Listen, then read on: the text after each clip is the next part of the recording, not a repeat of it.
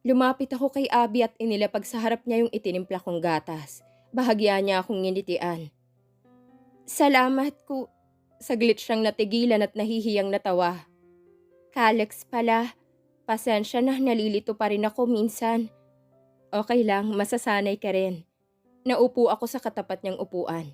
Maliit lang ang bilog na wooden coffee table, kaya halos magkalapit pa rin kami. May nakasindi pang ilaw sa balcony, kaya yun ang nagbibigay liwanag sa amin. Idagdag pang sinag ng buwan sa taas at mga bituin. Kumusta ang pakiramdam mo? Okay na? Tumango siya. Lagi naman akong okay kapag narito ako sa inyo. Hindi ko lang inaasahan yung pagdating kanina ni Ate Chantel. Dumukwang siya sa akin at hindi ko inaasahan ang pag-angat ng isang kamay niya sa pisngi ko, sa parteng sinampal ni Chantel kanina. Masakit pa ba? She swept her thumb gently across the spot and my heart skipped a damn beat. Medyo namumula pa. Para rin akong nakuryente sa hawak niya at dumaloy ang kuryenteng yung diretso sa pagkalalaki ko. Damn it. I reached for the hand she had on my cheek, gently took it, and lowered it before my heart could stop beating from what she was doing. Okay na ako, Abby, I told her, smiling softly. Hindi naman na masakit. Nanatiling nakahawak ang kamay ko sa kanya sa ibabaw ng mesa. Pasensya ka na kay Ate Chantel ha, ganun talaga siya.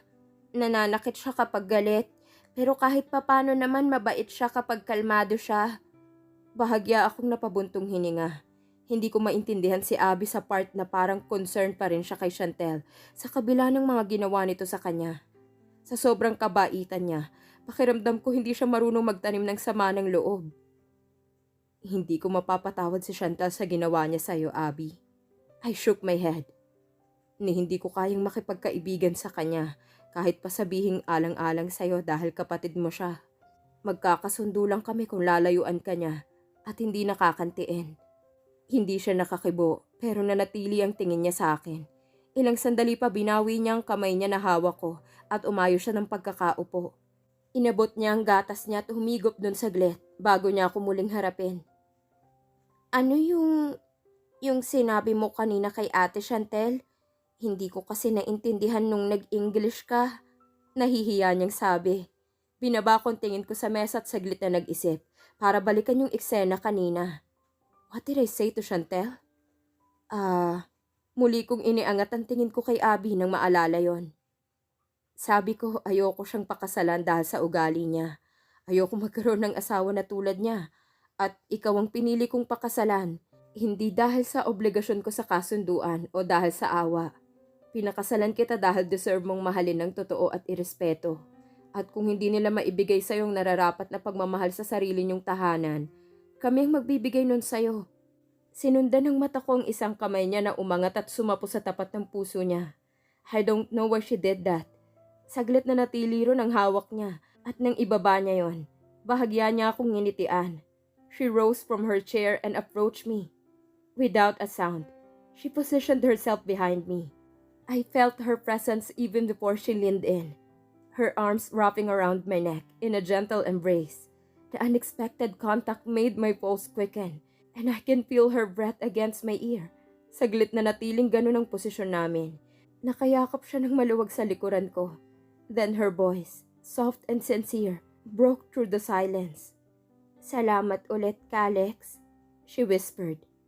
Ang saya-saya ko talaga na nakilala kita. Simula nung nakilala kita, nagsimula na rin mangyari ang magagandang bagay sa buhay ko. Isa na rin yung nakilala kong buong pamilya mo at yung pagmamahal na pinararamdam niyo sa akin. Sana hindi ka magbago. Sana kahit wala akong ipagmamalaki, manatili kang ganito sa akin. Inangat kong isang kamay ko para hawakan ang braso niyang nakayakap sa akin. Hindi ako magbabago, Abby. Kahit pamilya ko hindi magbabago sa'yo. Habang nagsasalita ako, hinahaplos ko yung braso niyang nakayakap sa akin. Kung may pagbabago man na mangyayari, siguro yun yung mas mamahalin ka pa namin. Lalo na ngayong kabilang ka na sa pamilya. Kumala siya sa pagkakayakap at doon ko pa lang siya nagawang lingunin. Nakangiti pa rin siya sa akin. Ang sweet mo. Ang swerte siguro ni Ate Chantal sa'yo kung natuloy ang kasal. Huwag na natin pag-usapan si Chantel, Abby. Kalmado kong putol sa kanya. Tapos na kami. Isa pa, ikaw na yung pinakasalan ko. Kaya ako yung swerte? Nakangisi siyang bumalik sa upuan niya at muling inangat yung baso ng gatas papunta sa bibig niya. No, sa ating dalawa ako yung swinerte sa'yo, Abby. Dahil sobrang bait mo. Nang ibaba niya ang baso niya, napatitig siya sa akin. Sana wag ka rin magbago. I post a bit. Sige na, ubusin mo na yung gatas mo. Hihintayin na kita bago ako pumunta sa kwarto. Pwede ka na mauna. Okay lang ako mag-isa rito. Nasa loob naman ako ng bahay, hindi ako mawawala. Biro niya, bahagya pang nakatawa. Kahit nasa loob ka ng bahay, hindi kita hahayaang mag-isa, Abby. Kumunot ang noo niya at bumalik sa pagiging seryoso. Pero sa kwarto, kailangan kong mag-isa. Bawal daw tayong magkatabi, sabi ni Mommy. Kasi baka raw magbuntis ako kapag natigilan siya. Kitang-kita kong pamumula ng pisngi niya bago siya napayuko. Halatang nahiya bigla. I swallowed hard bago sumagot. Kinausap na rin ako ni Dad about Jan. She looked up at me again. Hindi ka na ba natatakot mag-isang matulog? I chuckled. No, hindi na, okay na ako. Tsaka kung matakot man ako kay Carlex o kay Cyrex na lang ako tatabi. Hindi na siya kumibo, nag-focus na siya sa gatas niya habang may maliit na ngiti sa labi. Nanatili naman ang tingin ko sa kanya, and I couldn't tear my eyes away from her. The soft evening light casting a gentle glow on her face. As she lifted a glass of milk to her lips, I found myself entranced by her natural beauty. Without any makeup, she looked even more stunning. Her skin was flawless, and her eyes so bright and clear, held an innocence that captivated me. Each time her lashes fluttered as she sipped her milk, I felt a tug at my heart. I'd seen her in various states. Nakita ko na siyang nakabihis ng mamahaling damit at nakaayos noong unang beses ko siyang nakasabay sa hapagkainan nila sa mansyon. Maging noong unang beses siyang pumunta rito sa bahay namin. But this untouched simplicity, was what I cherished the most. There was no pretense, just Abby as she was. Her hair, slightly tousled, framed her face perfectly. Her lips, soft and slightly parted as she drank, seemed more inviting than ever, and I wondered kung anong pakiramdam o lasa nun kapag hinalikan. In my eyes, she was a picture of natural grace and unspoken beauty. I found myself lost in the small details, the way her fingers curled around the glass, the slight blush on her cheeks, and the way she tilted her head slightly when she took a sip. Every small movement seemed to emphasize her delicate charm. She glanced up, her eyes meeting mine, and a shy smile spread across her face. It was as if she could sense my admiration, yet she seemed slightly puzzled by it. Bakit? Tanong niya. Her voice a soft murmur that broke the silence. Warmth spread through me, and I couldn't help but smile. Wala, Abby. I said, my voice filled with genuine affection. 18 ka na. Mas, develop pa ngayon ang mga physical features mo, kaya sinasamantala ko ng tandaan. Yung itsura mo habang mukha ka pang baby. Abby's cheeks turned a deeper shade of pink, and she lowered her gaze, a soft giggle escaping her lips. Ikaw rin naman, mukha kang baby, she murmured before taking another sip of her milk. Babes? Babes mo? Nagpigil agad ako ng ngiti. As I continued to watch her, I felt a deep sense of contentment. This quiet moment, the simplicity of just being together, filled me with a profound appreciation for Abby. She was a constant reminder of the beauty and simplicity, and the power of genuine, unadorned connection. Nung nasimot na niya yung gata sa baso, nauna na akong tumayo at nilapitan siya. I offered my hand. Let's go, hatid na kita sa kwarto mo. Tapos nang dumede yung babes. Time to sleep. Natatawa kong biro, maging siya'y natawa rin. Pero inabot niya pa rin yung kamay ko. And we walk hand in hand habang papunta sa kwarto niya. Paghinto namin sa tapat ng pinto, hinarap niya muna ako, hawak pa rin namin ang kamay ng isa't isa. Good night, Kalex. Good night, babes. Isang linggo na ang lumipas matapos ang panunugod ni Chantel sa bahay at ngayon lang kami ipinatawag ng mga magulang ni Abby. dinner at para rin daw makausap kami. Si Mommy la ang nagparating sa akin na kailangan namin pumunta ngayon sa mansyon ng mga Herald. Last week kasi dapat kami pupunta oras na makabalik kami after ng kasal. Pero hindi yun natuloy dahil nga sa iskandalong ginawa ni Chantel. Idagdag pa na sinabihan kami ni Mamila na huwag muna magpakita sa parents ni Abby. At hintayin muna naming humupa ang init ng ulo nila. Dahil nung time na dumiretso sila ron para ipaalam ang kasalukuyang sitwasyon namin ni Abby na kinasal na kami. Ay matindi raw ang galit ng mag-asawang Herald, lalo na si Leandro. Pero ngayon kailangan na namin silang harapin. Gusto pa sanang sumama ni Mommy at Daddy dahil nag-aalala sila sa amin ni Abby. Pero akong nag-insist na wag na lang. Kaya ko na. Kaya ko na to. Kakayanin. Abby, I called out softly. Ayos ka lang? Nag-aalala kong tanong sa kanya. Nakahinto na ang sasakyan ko sa harap ng mansyon nila. Pero hindi pa rin kami bumababa. Ilang minuto na kaming nasa loob. Tulala siya at kabado. Ramdam ko yun dahil hawak kong isa niyang kamay at bahagya yun nagsishake. Gusto mo bang umuwi na lang tayo? Pwede namang sa ibang araw na lang tayo bumalik. Nilingon niya agad ako and she cut me off. Ngayon na, kung uuwi tayo, hindi rin ako mapapalagay. Kahit magalit man sila sa atin ngayon, ang mahalaga, hinarap natin sila. Kasama naman kita kaya hindi ako matatakot. Pero nanginginig ka. Sabay baba ng tingin ko sa kamay niyang hawak ko pa rin. Inangat ko ang mukha ko sa kanya at nakita kong napalunok siya sa kaba. Nenenervyos ako, Kalex. Iniisip ko kasi, paano kung saktan nila tayo? Paano kung hindi nila tayo palabasin sa mansyon at pati ikaw ikulong nila rito? That's not going to happen. Di baling saktan nila ako, tatanggapin ko yon. Pero hindi ko hahayaang pagbuhatan kanila ng kamay sa harap ko. I'll be your protector, Abby.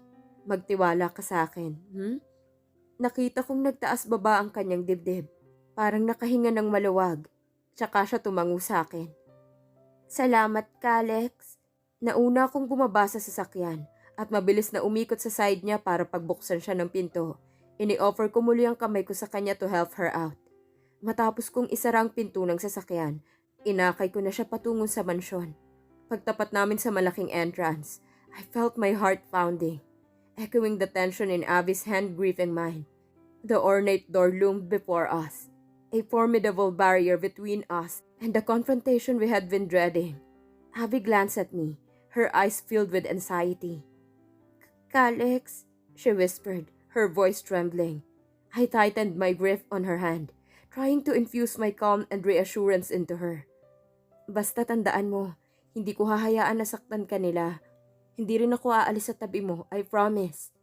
Taking a deep breath, we walked hand in hand up the stone steps and into the mansion. Agad humakbang si Mrs. Herald palapit sa amin. Paghinto niya sa harap namin, una niya akong tiningnan at umirap siya. Sunod niyang inilipat ang tingin kay Abby at sinamaan din ito ng tingin. Kaya ba gustong-gusto mo noon na pumupunta sa bahay ng mga Smith? Dahil plano mong akitin at landiin ang fiancé ng ate mo? Malamig at may panunumbat niyang sabi. I felt Abby shiver, but I kept my hand warm and steady in hers. Napayuko siya at ramdam na ramdam ko ang nervyos niya. So I stepped forward, shielding her slightly with my body. Gusto kong maramdaman niya na safe siya. Naglipat ng tingin sa akin si Mrs. Herald nang makita niyang ginawa ko at lalo kong nabakas sa mukha niyang pagkairita. Nasa likod na rin namin ngayon si Leandro. Madilim na rin ang tingin sa akin, pero halatang nagpipigil. Mr. and Mrs. Herald, I began, keeping my voice calm but firm. I understand why you're angry. My actions have hurt Chantel and disrupted your family's plan. Pero sana alam niyo rin na simula pa lang, si Abby nang ipinagkasundo sa akin. Kung hindi niyo sana binagong napagkasunduan noon, wala tayong magiging problema ngayon. Jenny huffed, rolling her eyes. So sinasabi mo na mas gusto mong pakasalan si Abby kaysa kay Chantel? Walang alinlangan akong tumango. Yes. Kaya kayo nagtahan at nagpakasal ng walang pasabi? Hindi mo ba alam na kawalang respeto sa amin at kay Chantel ang ginawa mo, Kalex? Engaged na kayo ni Chantel nung nagtanan kayo ni Abby. Hindi ka na nahiya. Sinaktan mo ang anak ko. Tuluyan ng tumaas ang boses niya, while Abby's father, Leandro, glared at me with unrestrained fury. The tension was palpable. The air was thick with unspoken accusations and anger. You do realize, panimula niya, his voice filled with rage, that we can charge you with kidnapping. Lalo na't minor pa si Abby nung tinanan mo. Naramdaman kong humigpit ang kapit ni Abby sa kamay ko nang marinig niya ang salitang kidnapping. I took a deep breath, meeting Leandra's fierce gaze head-on. Go ahead, file the charges. I said firmly, I will fight for Abby, and we will also press charges against you for the abuse you inflicted on her, the threats to her life, and Chantel's assaults on her. The room felt silent. Abby's parents exchanged shocked glances, clearly not expecting me to know about the dark secrets they had kept hidden. Namutla pa ang mukha ng daddy ni Abby, and Jenny looked visibly shaken. Kapag kami ang nagsampa ng kaso, I continued, mas malaking problemang kakaharapin nyo dahil sa mga ginawa nyo simula pa noong 5 taon pa lang si Abby at sa plano nyong pagkuha sa mga ari-arian na nakapangalan sa kanya. Abby can testify to all of it. However, because your daughter is incredibly kind, she would likely choose not to pursue it. Mas gusto niyang tahimik na buhay. At yun din ang hihilingin ko sa inyo, lalo na ngayong kasal na kami. Hayaan niyo na lang si Abby. Ako nang bahala sa kanya. Hindi namin siya pababayaan. I paused for a moment at magkasunod silang tiningnan. Ngayon kung dadalhin niyo pa rin ako sa korte, we will fight back. I won't let you go unpunished for everything you've done to my wife, including what Chantel has done. The choice is yours. Hamon ko sa kanila. Leandra's anger seemed to drain away, replaced by a flicker of fear and uncertainty. He opened his mouth to speak, pero walang lumabas na salita ron. Ganon din ang stepmom ni Abby na si Jenny. Natahimik na rin siya at bakas ang gulat sa muka. Ramdam ko ang pagkalma ng kapit ni Abby sa kamay ko, and I can feel her relief mingling with my resolve. Aalis na kami. Tsaka na lang namin tatanggapin ang imbitasyon yung dinner kapag handa na kayong harapin kami ni Abby bilang mag-asawa. Saktong pagtalikod namin kay Jenny at Leandro, napahinto kami dahil natanaw namin si Chantel sa di kalayuan. Masama ang tingin niya sa amin ni Abby, lalo na sa kamay namin magkahawak. Para inisin siyang lalo, binitawan ko ang kamay ni Abby at inakbayan siya. Kinabig ko siya ng husto sa katawan ko. Nakahawak ako sa kabila niyang braso at magkadikit ang katawan naming lumabas sa mansyon. Kahit man lang sa paraan na yon, magantihan ko si Chantel sa pananakit niya kay Abby. Pagbalik namin sa sasakyan, binuksan ko ang pinto sa shotgun seat at inalalayan siyang pumasok. Nung nakapasok na rin ako, hindi na ako nag-aksaya ng oras at nag-drive na palayo sa mansyon.